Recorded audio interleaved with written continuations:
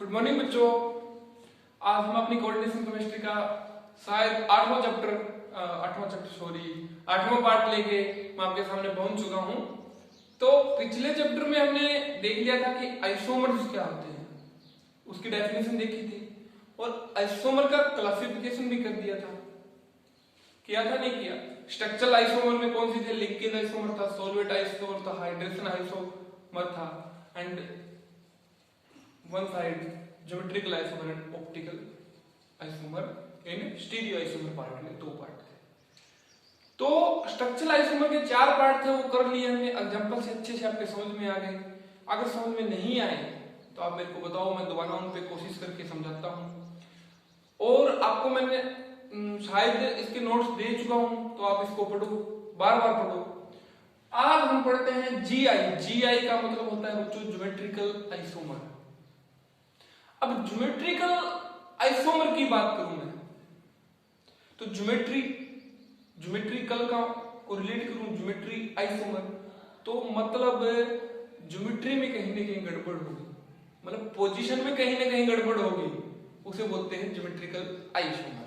अब देखो, the stereo isomer in which the relative position of donor atom around the metal cation is difference is called geometrical isomer. जैसा मैंने बोला था कि ज्योमेट्री में कोई ना कोई दिक्कत है या फिर पोजीशन में कोई ना कोई दिक्कत है।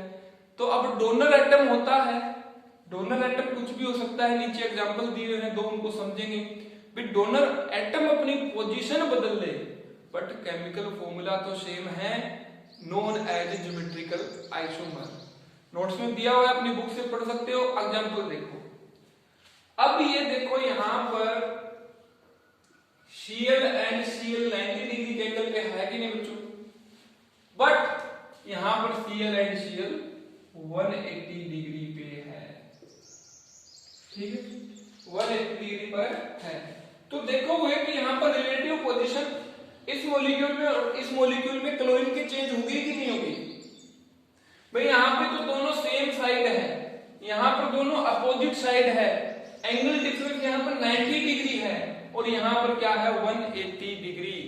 अगर both atom are in same side known as cis isomer. Cis अगर दोनों डिफरेंट साइड हो, अगर दोनों डिफरेंट साइड हो नोन एज ट्रांस।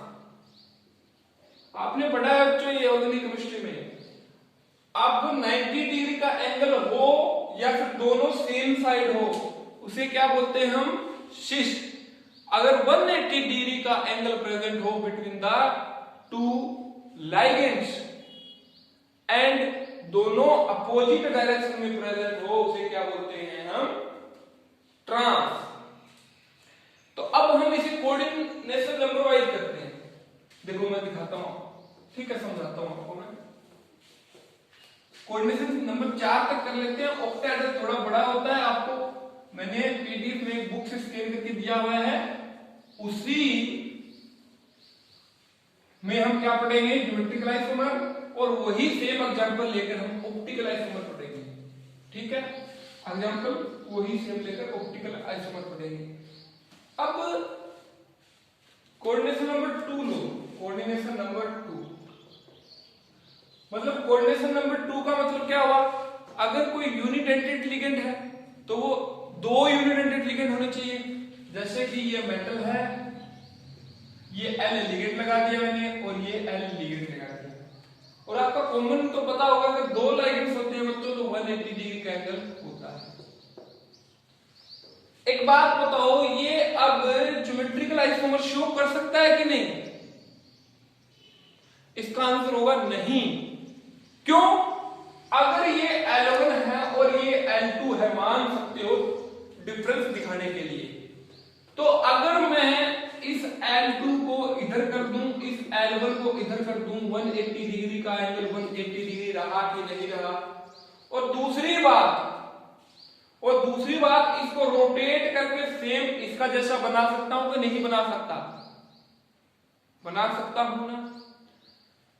तो अब इसमें और इसमें, मतलब पूरे मॉलिक्यूल की बात कर रहा हूं, L1 एंड L2 की रिलेटिव पोजीशन में कोई चेंज ही नहीं हो रहा, तो हम कैसे बोल सकते हैं ज्योमेट्रिकल आइसोमर शो करेगा? हेंस कोऑर्डिनेशन नंबर 2 वाले ज्योमेट्रिकल आइसोमर शो नहीं करते। समझ गए? अब आते हैं बच्चों कोऑर्डिनेशन नंबर 3 पर। अब बात करूं मैं, एक मोटा मोटी बात बताऊं आपको मैं, जिस भी ज्योमेट्री के अंदर एंगल चेंज ना कर सके लाइगेंड अपना, वो ज्योमेट्रिकल आइसोमर शो नहीं करता। ठीक है, अब देखो कोऑर्डिनेशन नंबर 3।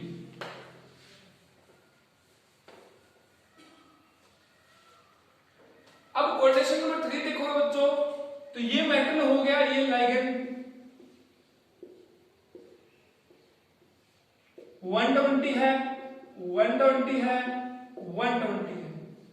तो आप मेरे को देख के बताओ, अगर ये लाइगेंड मैं यहां पर लिया हूं, इनका इंटरचेंज कर दूं, तो बच्चों एंगल में कोई चेंजमेंट हुआ? अरे 120 का 120 रहा कि नहीं? और मैंने बेसिक सी एक बात बताई थी आपको, ज्योमेट्रिकल आइसोमर शो करवाना है तो इंटरनल एंगल के बीच में चेंज होना चाहिए। जैसे पहले एग्जांपल में एक दो सील के बीच में 90 डिग्री का एंगल था और दो सील दूसरे स्ट्रक्चर में 180 डिग्री एंगल था। तो यहां पर लिगेंड कैसे इंटर कन्वर्ट कर दो, ये आप यहां पे ले लो, ये आप यहां पे ले आओ, तो इस ज्योमेट्री का एंगल कितना होगा? 120 होगा कि नहीं होगा? तो भी एंगल चेंज ही नहीं हो रहा है, तो ये भी कोई ज्योमेट्रिकल आइसोमर शो नहीं करेगा। अब कोऑर्डिनेशन नंबर 4 की बात करते हैं। 4 बहुत इंटरेस्टिंग है। अब क्यों इंटरेस्टिंग है ये बताता हूं। कोऑर्डिनेशन नंबर 4 में आपने केमिकल बॉन्डिंग में पढ़ा होगा बच्चों, एक तो टेट्राहेड्रल स्ट्रक्चर बनती है। कैसी होती है ये? ऐसी, जैसी कार्बन और 4 कार्बन से जुड़ा हो, जैसे ये मेटल होता है बच्चों, ये लाइगेंड होते हैं। ठीक है, और कोऑर्डिनेशन नंबर 4 एक ज्योमेट्री और शो करता है, कौन सी? स्क्वायर प्लेनर, मतलब बीच में यहां पे मेटल होता है, ये लाइगेंड होते हैं। तो आपने पढ़ा होगा 10वीं क्लास 9वीं क्लास में आपने पढ़ना शुरू किया था कि टेट्राहेड्रल स्ट्रक्चर में ऑल एंगल आर सेम। कितने? 109.25 डिग्री। सारे एंगल बच्चों सेम है इसके। टेट्राहेड्रल की स्ट्रक्चर बताऊं, थोड़ा समझाने की कोशिश करूं मैं। अगर ये एक मैं लेता हूं क्या, एक इसकी साइड यहां, एक इसकी साइड यहां और एक इसकी साइड यहां, तो आपस में इनके बीच में एंगल 109 डिग्री अप्रोक्सीमेट होगा।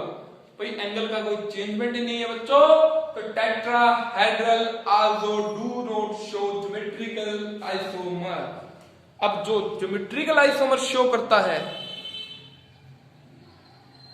अब जो ज्योमेट्रिकल आइसोमर शो करता है वो होता है स्क्वायर प्लेनर। क्यों? अगर लिगेंड यहां प्रेजेंट होंगे दोनों तो 90 डिग्री का एंगल, और यहां दोनों प्रेजेंट होंगे तो 180 डिग्री का एंगल। तो ये ज्योमेट्रिकल आइसोमर शो करता है। अब इसमें भी कई पार्ट बना सकते हैं हम। कैसे बना सकते हैं? देखो,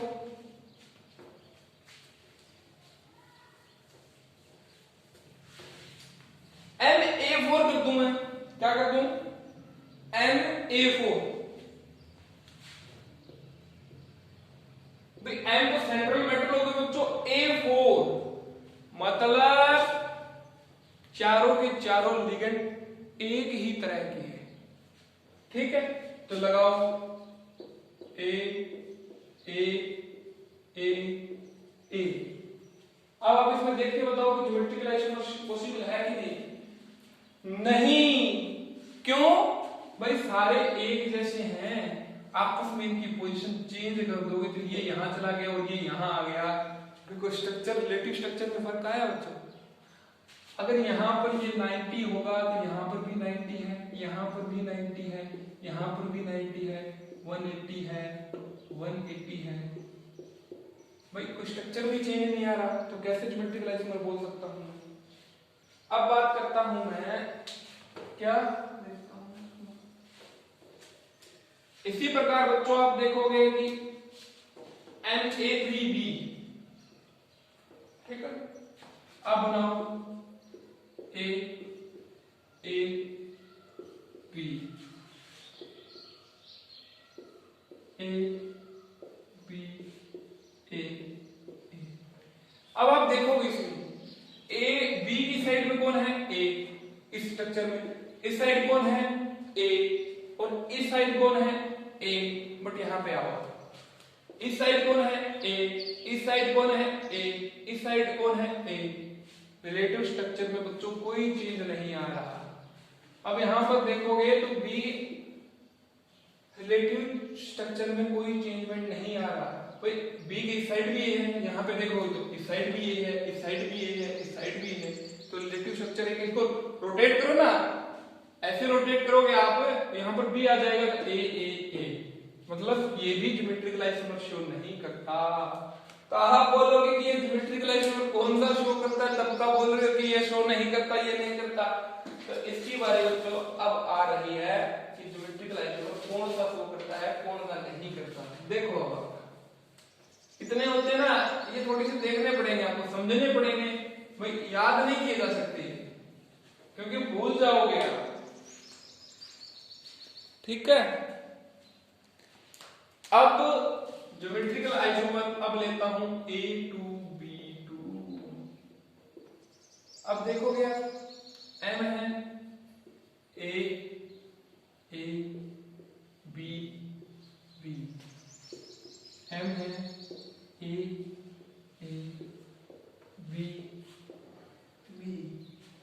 अब देखो A और A के बीच में कितने डिग्री का एंगल बनेगा, 90 डिग्री का एंगल, समझ रहे हो आप। और A और A के बीच में कितने डिग्री का एंगल बनेगा, 180 डिग्री का एंगल। अब यहां पर देखो A और A सेम साइड है कि नहीं, तो इसे हम बोलेंगे सिस। और यहां पर A और A डिफरेंट साइड है कि नहीं, इसे बोलेंगे ट्रांस। तो कुछ समझ में आया, दिमाग का अंधेरा हटा कि कहां आइसोमर बनता है। भाई यहां पर रिलेटिव पोजीशन देखो, एक बात समझाता हूं। देखो A की साइड क्या है बच्चों, B है, और A की इस साइड क्या है, A है। A की इस साइड क्या है बच्चों, B है, और A की इस साइड भी B है। It is a change in relative position of atom. देख लो A की साइड A है, A की साइड B है, एक साइड A है, एक साइड B है, परंतु यहां पर A के दोनों साइड B है। तो ये रिलेटिव पोजीशन है, यहां पर चेंज हो रही है, तो यहां पर हम ज्योमेट्रिकल आइसोमर बोलेंगे, ठीक है। और देखते हैं एग्जांपल, और एग्जांपल देखते हैं। आप थोड़ा सा खुला ना आपका सिस्टम कि कैसे होता है। अगला एग्जांपल देखो, MA2 ले लेता हूं और BC ले लेता हूं, ठीक है। MA2 और BC। अब देखो, अब दो A अपने पास उनके हिसाब से तय करेंगे अपन। A को सेम साइड रख दिया मैंने और BC को इस साइड रख दिया, ठीक है। अब बात करूं मैं यहां पर A को यहां पर रखता हूं बच्चों, दूसरे A को यहां, एक B को यहां, एक C को यहां। ये दोनों सेम साइड है कि नहीं, तो ये फिक्स हो गया। Angle is 90 degree, but here angle is, sorry मैं देखता हूं आपको दिख रहा है कि नहीं दिख रहा बच्चों, ओके, एंगल इज 180 डिग्री। अब रिलेटिव पोजीशन से समझाता हूं आपको। A के इस साइड B है, ओके, और A के इस साइड A है, परंतु यहां पर A के इस साइड बच्चों C है और इस साइड B है। तो एटम की रिलेटिव पोजीशन में डिफरेंस है कि नहीं, अगर डिफरेंस है तो ज्योमेट्रिकल आइसोमर शो करेगा। और कैसे शो करेगा, this is a cis but this is a trans, समझ रहे ना आप। एक और देखते हैं हम, यहां पर क्या करते हैं, ABCD लेकर और फिर आज का टॉपिक यहीं खत्म करते हैं।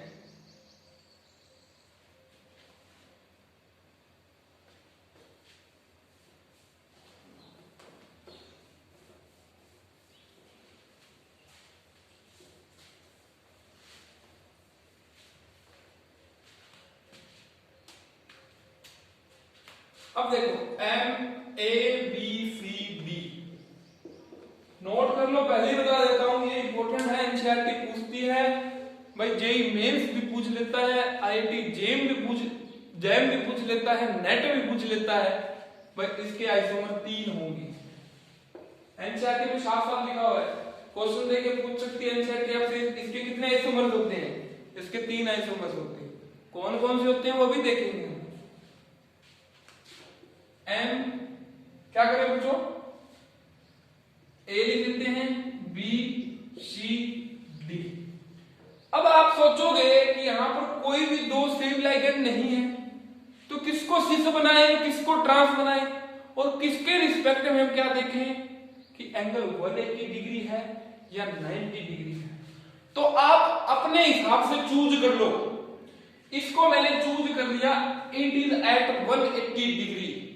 मान के चलो आप ये 180 डिग्री को रिप्रेजेंट कर रहा है, तो A and C are opposite, it's mean it's trans. Okay, अब आप इसको चेंज करो, यहां से आप चेंज करो। सी को बच्चों मैंने यहां ले लिया, सी को कहां ले रहा हूं मैं, सॉरी यहां ले रहा हूं, यहां बी ले लिया मैंने, यहां पे डी ले लिया, चेंजमेंट कर दिया। अब आप देखो ए और सी में एंगल कितना है, 90 डिग्री का, इट इज 6। नीचे कहां तक दिखाई दे रहा है,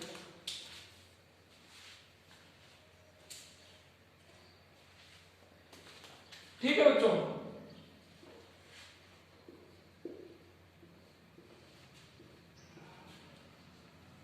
यहां पर अगला देखो, आप हर एक को रिलेटिव पोजीशन से सीखेंगे।